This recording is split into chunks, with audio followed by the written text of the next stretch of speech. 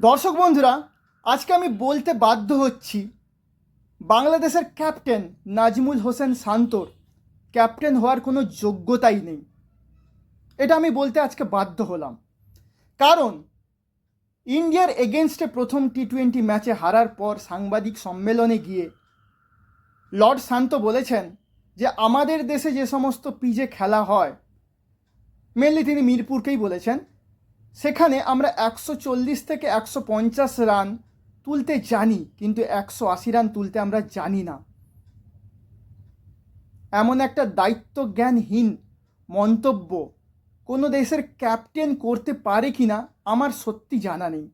এ দশকে বা এই শতকে এই ধরনের কোনো মন্তব্য, এই ধরনের কোনো দায়িত্বজ্ঞানহীন মন্তব্য অন্য কোনো দেশের ক্যাপ্টেন করেছে কি না সেটাও রেকর্ড বুক খুলে দেখতে হবে। এই যে মন্তব্যের মাধ্যমে নাজমুল হোসেন শান্ত কি বোঝাতে চাইলেন? যে একটা অজুহাত দিয়ে রাখলেন তো, যে পরের ম্যাচে ভারত যদি 180 রান করে ফেলে বা তার উপরে করে ফেলে আর আমরা যদি হেরে যাই, তাহলে কিন্তু ভাই আমাদের সমালোচনা করো না, কারণ আমরা তো জানো, আমরা তো আগেই বলে দিয়েছি যে আমরা 180 রান তুলতে জানি না।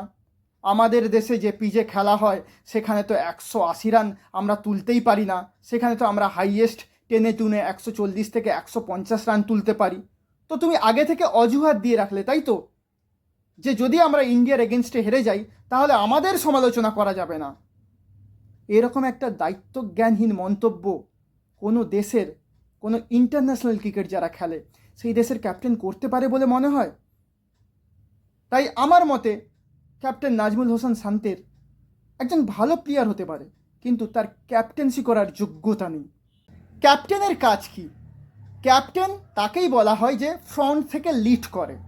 ক্যাপ্টেন নাজমুল হোসেন শান্তির উচিত ছিল প্রত্যেকটা প্লেয়ারের সঙ্গে আলাদা করে কথা বলা, তাদের উৎসাহিত করা, তাদের বলা যে তোমাদের মধ্যে ক্ষমতা আছে, ক্যাপাবিলিটি আছে, তোমাদের মধ্যে সামর্থ্য আছে, সেই প্রতিভা আছে, তোমরা যদি নিজের খেলাটা ঠিকঠাক খেলতে পারো তাহলে আমরা ইন্ডিয়ার এগেনস্টে প্রতিরোধ গড়ে তুলতে পারবো, আমরা ইন্ডিয়াকে টক্কর দিতে পারবো। আমরা অতীতেও ইন্ডিয়ার সঙ্গে এই শর্টার ভার্সন ক্রিকেটে ভালো খেলেছি, বিশেষ করে ওয়ানডে তো আমরা ভালো খেলেছি। কলম্বোতে আমরা এশিয়া কাপে ভারতকে হারিয়েছি, আবার বিশ্বকাপেও আমরা ওয়ানডে ক্রিকেটে ইন্ডিয়াকে হারিয়েছি।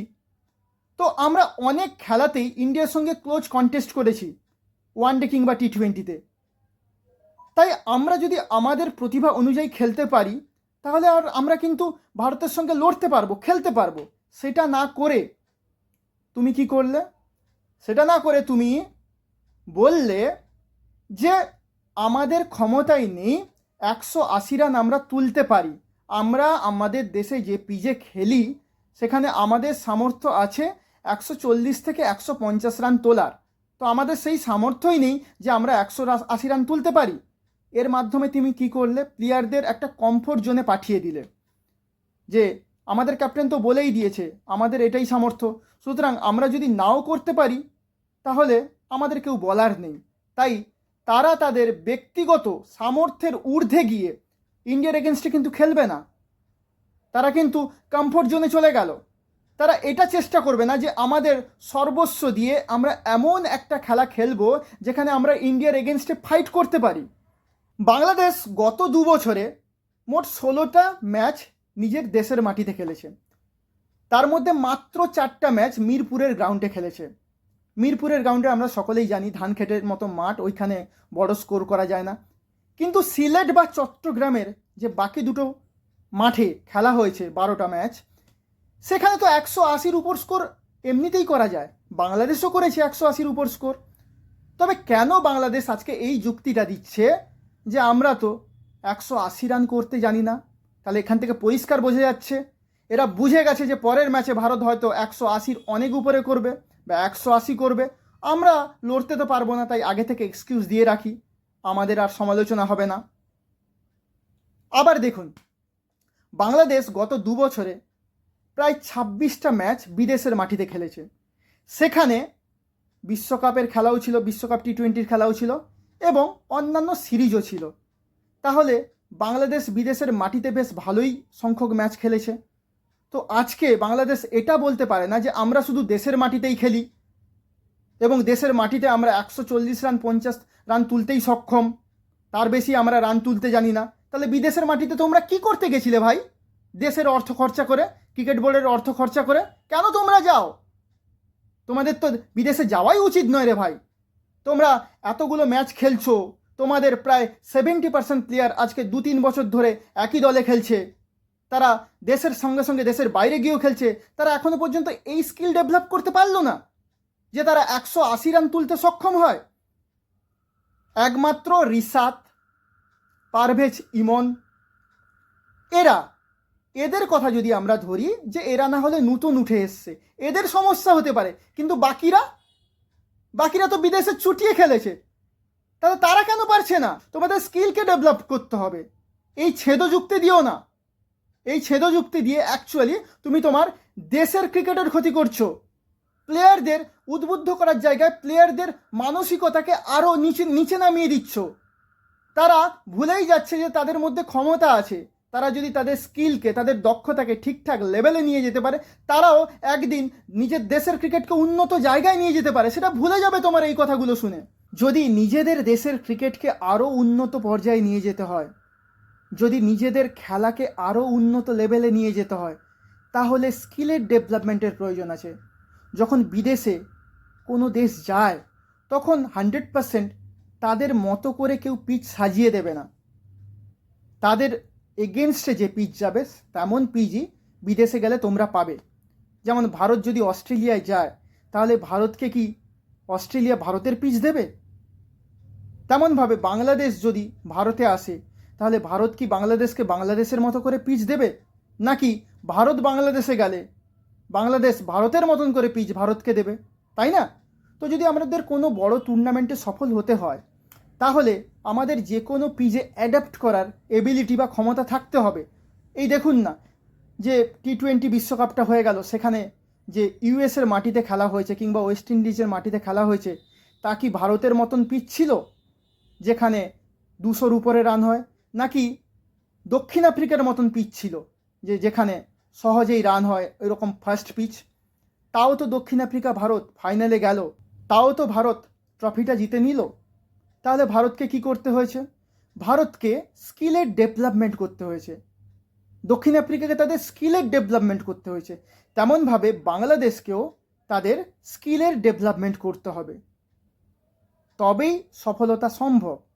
আর এই সমস্ত ছেদযুক্তি, এক্সকিউজ দিয়ে কিন্তু বেশি দিন টানা যাবে না শান্ত। দেশকে এইভাবে এগিয়ে নিয়ে যাওয়া যায় না। দেশের ক্রিকেটের এইভাবে সমস্ত যুক্তি দিয়ে উন্নতি সাধন করা যায় না, প্লেয়ারদের উদ্বুদ্ধ করা যায় না। এটা তোমাকে জানতে হবে। যদি তুমি তাড়াতাড়ি এই বিষয়গুলো না শিখে ফেলো, তাহলে কিন্তু তোমাকে অচিরেই ক্যাপ্টেন্সি হারাতে হবে এবং তুমি তোমার দেশের ক্রিকেটের কোনো উন্নতি সাধনের কাজেও লাগবে না। ইমিডিয়েট এই দলটার যদি ভালো করতে হয়, এই দলটার সঙ্গে মাশরাফিকে যোগ করতেই হবে। কারণ একমাত্র ক্যাপ্টেন মাশরাফি জানতেন যে প্লেয়ারদের মধ্য থেকে কেমন সেরা খেলাটা বের করে আনা যায়, তাদেরকে কেমন করে উদ্বুদ্ধ করা যায়। এবং তিনি বহু ম্যাচে প্লেয়ারদের উদ্বুদ্ধ করেছেন এবং তাদের মধ্য থেকে সেরা খেলাটা বের করে এনেছেন। কিন্তু ক্যাপ্টেন শান্ত কী করলেন? ক্যাপ্টেন শান্ত প্লেয়ারদের পাশে দাঁড়ালেন এবং প্লেয়ারদের বললেন, ভয় করার কিছু নেই, তোমাদের পাশে আমি আছি। আমরা তো কেউ 180 রানের ইনিংস খেলতেই জানি না, আমরা 140-150 পর্যন্তই করতে পারি। তাহলে এ কথা শোনার পর সমস্ত প্লেয়ার তো একটা কমফোর্ট জোনে চলে যাবে।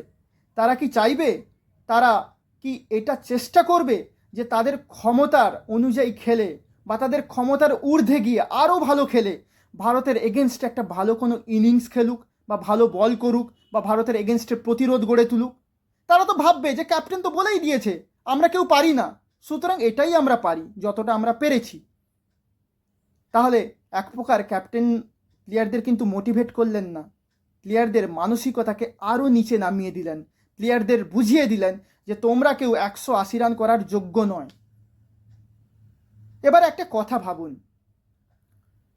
এই যে গত টি-20 ম্যাচে বাংলাদেশি প্লেয়াররা যেভাবে আউট হয়েছে, সেক্ষেত্রে কি কোনোভাবে 140-এর পিচ আর 180-র পিচ কোনো ফ্যাক্টর? লিটন দাস প্রথম বলে 4 মারলেন। তারপরের বলে তিনি কি করলেন না, অফ সাইডের বলকে জোর করে লেগ সাইডে টেনে মারতে গিয়ে আউট হয়ে গেলেন। পারভেজ হোসেন ইমন তিনি কি করলেন, একটা লম্বা ছক্কা হাঁকালেন। সকলে ভাবলো এবারে ভালো খেলবে, কিন্তু তারপরে তিনি ইনসাইড এইচ করে ব্যাটার বোল্ড হয়ে গেলেন। তৌহিদ হৃদয় অফসাইডের বাইরের বলকে ভালো খেলতে পারেন না, অফসাইডের বাইরের বলকে ভালোভাবে কাট করতে পারেন না। এই স্কিলের যদি তিনি উন্নতি না ঘটাতে পারেন তাহলে কিন্তু তাকে বারবার এমনভাবেই আউট হতে হবে। সেখানে তিনি কোথায় গিয়ে তৌহিদ হৃদয়কে বলবেন যে এই স্কিলটা তুমি ডেভেলপ করার চেষ্টা করো, না বলে বলছেন আমরা 180 রান করতেই পারি না।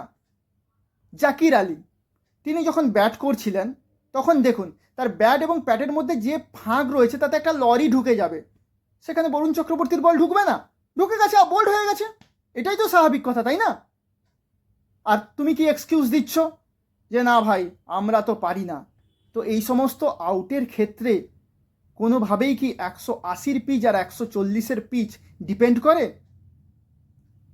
তোমাদের স্কিলের উন্নতি করতে হবে, তোমরা সেটা করছো না, তোমরা এক্সকিউজ দিয়ে চলেছ যে ভাই আমরা তো খেলতে পারি না এমন পিচে। তোমরা কোথায় স্কিলের ডেভেলপ করবে না ডেভেলপ করে তোমরা এক্সকিউজ দিয়েই চলেছো যে না ভাই আমরা তো যেই পিচে খেলি 180 রান তো আমরা তুলতে জানি না, সেখানে তো আমরা 140 এবং 50 রান তুলে অভ্যস্ত। So funny. এইরকম একটা ব্যক্তি ক্যাপ্টেন হওয়ার যোগ্য? নেভার। এরকম ব্যক্তি ক্যাপ্টেন হলে কখনো কোনো দেশের ক্রিকেট উন্নত হতেই পারে না, উন্নতি করতে পারেই না, সেই লেভেলে পৌঁছতেই পারে না। বাংলাদেশের যে পিরিয়ড চলছে সেখানে একজন মাশরাফির মতন এমন একজন ক্যাপ্টেন লাগবে যে গোটা দলকে উদ্বুদ্ধ করতে পারে, নাকি এমন একজন ক্যাপ্টেন লাগবে যে বলেই দিচ্ছে যে তোমাদের মধ্যে সেই ক্ষমতাই নেই, আমার মধ্যে সেই ক্ষমতাই নেই যে আমরা 180 রান করতে পারি। আশা করি পরের দুটো ম্যাচে বাংলাদেশ আরও অনেক অনেক ভালো ক্রিকেট খেলবে এবং ভারত এবং বাংলাদেশের মধ্যে একটা হাড্ডাহাড্ডি লড়াই, একটা কঠিন লড়াই আমরা সকলে দেখব, সেই আশাতেই রইলাম। আমাদের আজকের এই ভিডিও যদি দর্শক বন্ধু আপনাদের ভালো লেগে থাকে তাহলে কাইন্ডলি আমাদের এই চ্যানেলটাকে সাবস্ক্রাইব করে আমাদের পাশে থাকুন এবং আমাদের এই ভিডিওটিকে শেয়ার করে দিন। যে সমস্ত দর্শক বন্ধুরা ভারত এবং বাংলাদেশ থেকে আমাদের এই ভিডিও দেখছেন সবাইকে জানাই আমার তরফ থেকে শুভকামনা। আপনারা সকলে ভালো থাকবেন।